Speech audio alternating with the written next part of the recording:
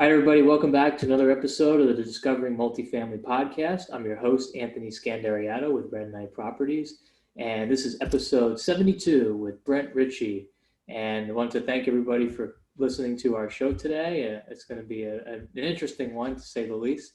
And we have Brent here. He's the founder and president of Enrich Investment Group, and Brent's got over 15 years of experience in engineering, construction, project management. His group has owned, managed, and operated over $120 million worth of real estate with over 1,000 units internationally, including apartments, commercial, homes, land. And he's actually working on developing an assisted living and memory care facility, which I want him to explain to our audience what's that all about, because we could talk about multifamily all day, but Brent's also invested in the workforce housing and multifamily segment as well. He's also a professional engineer and has a few award-winning construction projects. So Brent, thanks for coming on the show, and hopefully my intro did you justice. If not, probably not. So.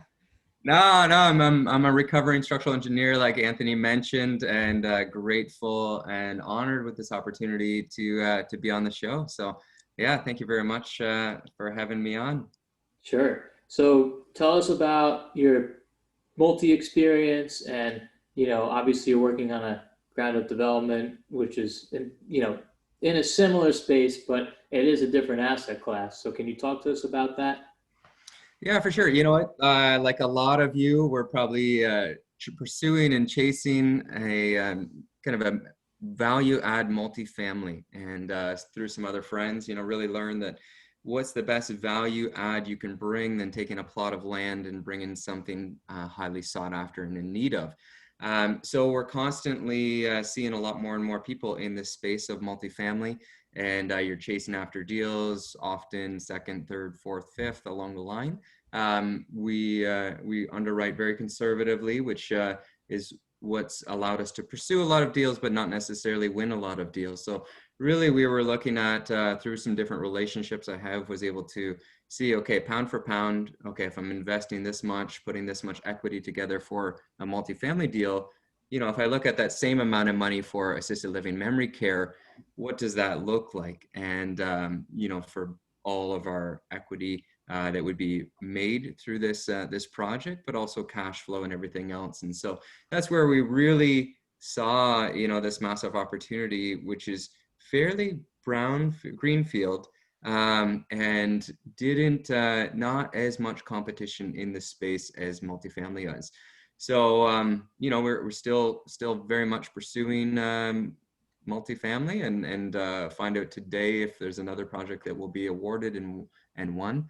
We're seeing at the same point this huge migration of people turning 65, and 10,000 people turning 65 every single day, anticipated to do so for the next 14 years. So the trend is your friend, like the real estate radio guys talk about, and just huge opportunity for us to get into a thriving and growing area. And so that's where we saw a big opportunity in this space, teamed up with an operator from multiple sites all across the entire nation, really identified where we saw was, a site that had entitlements in place, shovel ready for us to kind of bring our investment team along with an operator and a best-in-class architect and developer to really bring this opportunity for our investors.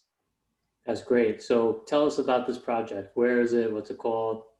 Yeah, so this one is it's called Serenity Villas, and that is in an area called the Villages. So Villages is kind of Greater Orlando MSA, just about an hour from the airport.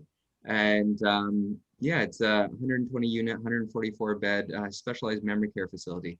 Very unique, and we're excited about it. There's the common building, and then there's individual villa style. So it'll be more of a luxury class demographic brought. So it'd be in an A-class product. And just really allow us the opportunity to serve and to care for the people that have really allowed us and created the freedoms that we have, and then we get to enjoy and live in in this beautiful country. So that's where we, kind of saw a great opportunity. We're doing something unique in this too. So prior to COVID, which of course COVID is a massive thing and impacting us all. But prior to COVID, we saw a huge opportunity to bring in a very specialized air filtration system that was designed by NASA engineers for the space shuttle and then ultimately the space station. So that's what we're integrating and using in each one of our villas. So yeah, we see it as a product that is kind of able to be set apart and should be thriving in what is the fastest growing MSA in the nation. So.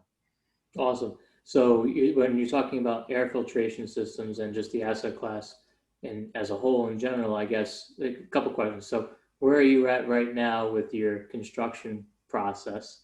And then number two is obviously COVID, is particularly in Florida, affected, seniors. Well, all over the place, the virus affects Yeah. seniors. So Yeah. have you seen an adjustment in strategy, or like you said, you were kind of already working on, these projects with the idea of having that robust airflow system already, that it was kind of, a good thing for, not a good thing for COVID to happen, but a good thing that you were thinking about it prior to starting construction. So Yeah, no, really good question. So yeah, that's something, spot on. It's just relating specifically to the COVID.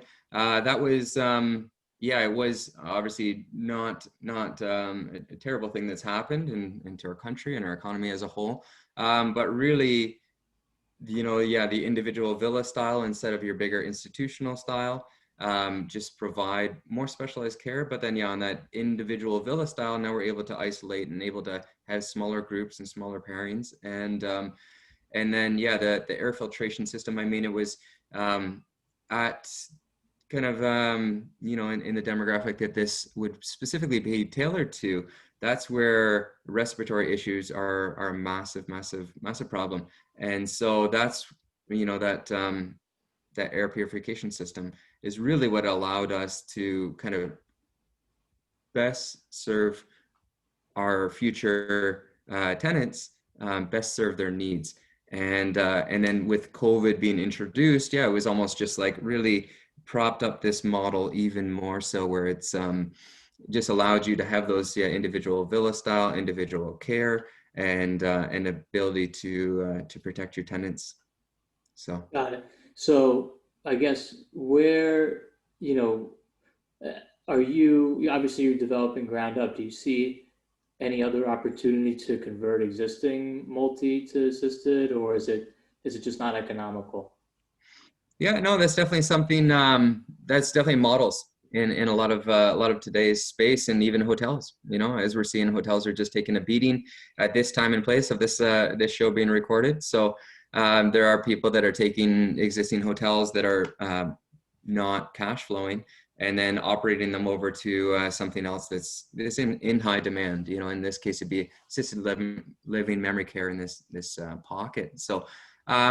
Yeah, a multi specifically, that's something, a great question, great opportunity. And I guess that really highly specific on the location.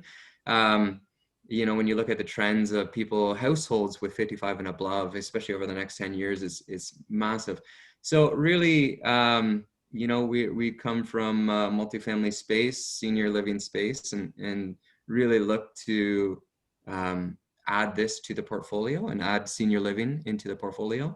And so, but we will, yeah, definitely, us specifically in this space, minus our operator and architect and co-developer, would be newer in this space. So. Excellent. So do you see, so what's the future look like for you? Are you, as long as this project goes well in the end, are you looking for more of those ground up type of deals, or are you still sticking with your bread and butter? What's your forecast there? Yeah, no, that's a great question. So really, yeah, we do see continuing in the multifamily space, but staying principled in our underwriting. And so now when you kind of have a few more tools in your toolkit, So you're not limited to, okay, I'm just chasing lower and lower cap rates, right? So we've been chasing some deals and they've gone sub 5, where your Class A developments are kind of a 4.5 to 5.5, depending on the location where you're looking, where you get multifamily Class B, Class C that's trading in low 4 caps, and it's a very crazy time. So yeah, we would see continuing to expand our scope in this area, in this market class, and definitely see a lot of opportunity where it's high need, high demand. So Right.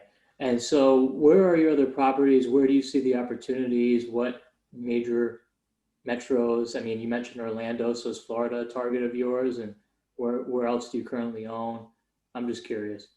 yeah, so I kind of own and manage in Southeast Phoenix, and then Texas. Actively looking in Texas as well, from my business partners listening out there. So yeah, we're kind of looking in really predominant landlord business friendly markets. And so I am the crazy Canuck that's just across the border outside of Toronto, and predominantly do not invest here because it is not landlord or business friendly. Fast growing market, which is great. So you're looking at more of an appreciation play. But in this model, yeah, we'll definitely look in Florida, right? Most net migration per state of any other state.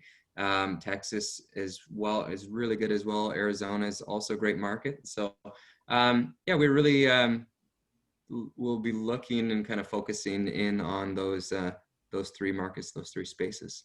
So. And how do you property manage? Are you going to be managing the once the assisted living and memory care is fully up and running? Are you going to be managing that? How does that work? No, like all our assets, I mean, we really see and I love the teamwork and I love the synergy, and I really believe that's where we can all do really well, right? The teamwork makes the dream work. And so just seeing that same play, right? So we got best in class property management companies in each one of the markets where we operate.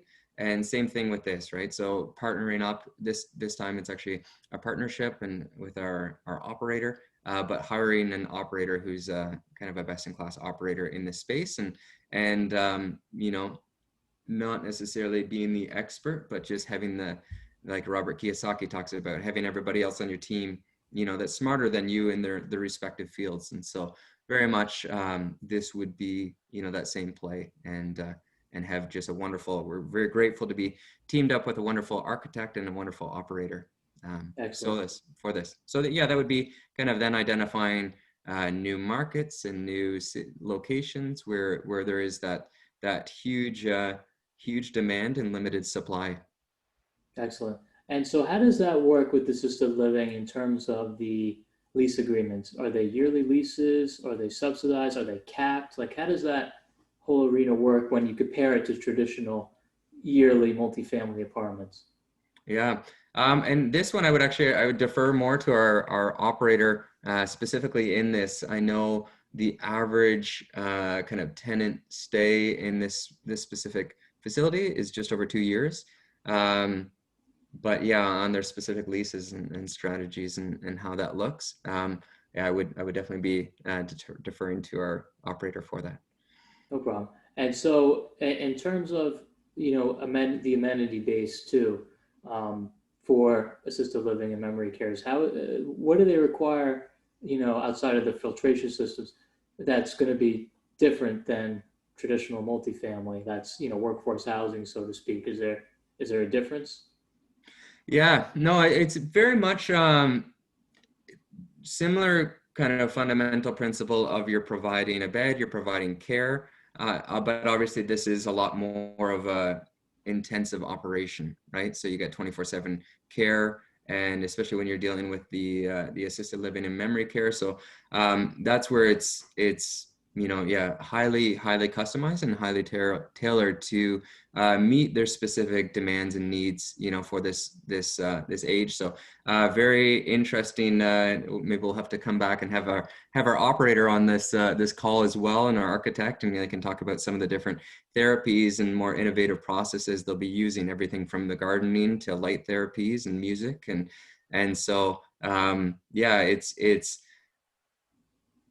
much more robust than multifamily, just in terms of the business aspect to what you're operating. So instead of, a traditional, okay, in 120 unit multifamily, maybe you'll have a property management, maybe an assistant, and then you'll have a grounds and maybe an assistant as well, right? So depends on market and what you're doing and your CapEx. Where this is going to be a lot more kind of staff intensive, 24/7 care, and that aspect of the business is a lot more involved. Right. Right. Yeah. No, that makes sense. Another follow-up question I would have, I know the operating developer is not on here, but maybe just in general, and depends where you are in the country or wherever you're investing. When you're trying to put through certain developments, it could be easier, it could be very hard. So multifamily, it could be across the board. So I don't know, is it just high level speaking, is it easier to get assisted living given the demographic trends, especially in a state like Florida, to get approvals rather than just traditional apartments? Because they're not using the school system, it's not a burden on the tax base. So like, is that a lot easier in your experience or what you overseen? What would you say to that? Great As question. best as you can. Yes, no, really good question. So yeah, I mean, when we kind of, I would back up a couple steps, and I would say, okay, we first identified the project that was fully entitled.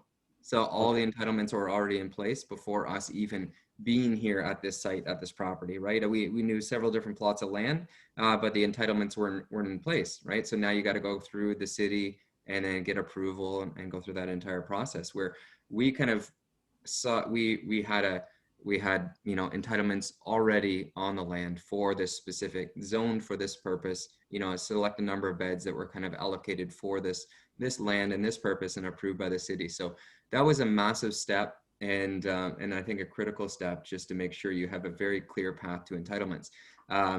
There's a lot of projects that have suffered big time because they didn't have that capability, and so they didn't have that zoning in place. They didn't have that city approval in place, and so now you're going through and have much more of a dynamic to deal with. So yeah, I guess development projects, that would be a massive step. So it's, yeah, entitlements in place, right, are a very clear path to.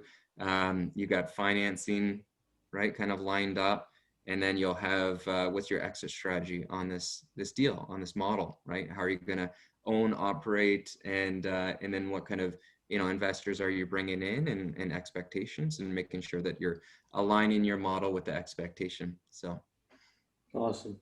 Okay, got it. So let's switch gears a little bit to the multi. So, what are you looking at in terms of multifamily? Any unit size, minimum, maximum? Um, what do you? yeah, so no, awesome. Yeah, we're definitely looking at class B, class C. I would say kind of starting at 80 units, and then we'd be looking up to maybe 300, 400 units. Stabilized value add, if it's got the right market, the right location, then we could do some heavier turns. But really looking at yeah, stabilized value add multifamily, and the markets. The markets are everything, right? So we've been grateful for our property in Phoenix pretty much the entire time we've owned it. There's been a waiting list, and it's a great problem to have. And the market's been very strong, and so that of course, you're diligent, and you're just keeping a very tight control, and just making sure that you're driving your NOI and you're delivering those results. But the market is a massive factor as well. So I would say class B, class C, stabilized value add in primary markets. So we've been fortunate to team up with some family offices and some funds, and so that's where we're really looking to scale up and bring just some great opportunities for them. So That's great. And Brent, so how could people find out about you and want to learn more about, what you're all about and your opportunities that you bring out to the public? yeah, well, I know, a great question. So you can reach us, Enrich Investments, ENRITCH investments.com. And there you can fill out a contact information, and we can set up a time, a 15 to 20-minute phone call. I'm glad to do that and see how we can add value to yourself and your portfolio as well. So yeah, that'd be the best way to get a hold of me. My email, brent@enrichinvestments.com, and then those two methods would be a wonderful way. Great. And we'll have Brent's contact information and website and email in the description on iTunes, so anybody can reach out to Brent at any time, which I would encourage everybody to. Definitely a smart man. And, if you want to, feel free to reach out to me as well. If you want to learn more about my company, that's Red Knight Properties, redknightproperties.com. If you want to get to Brent, go there. You can reach out to me pretty easily. I'm on the website, and I can put you in touch with him. But just wanted to say thank you again to Brent for coming on the show today. This is episode 72 of Discovering Multifamily, and see you next time. Thanks again, Brent. Thank you.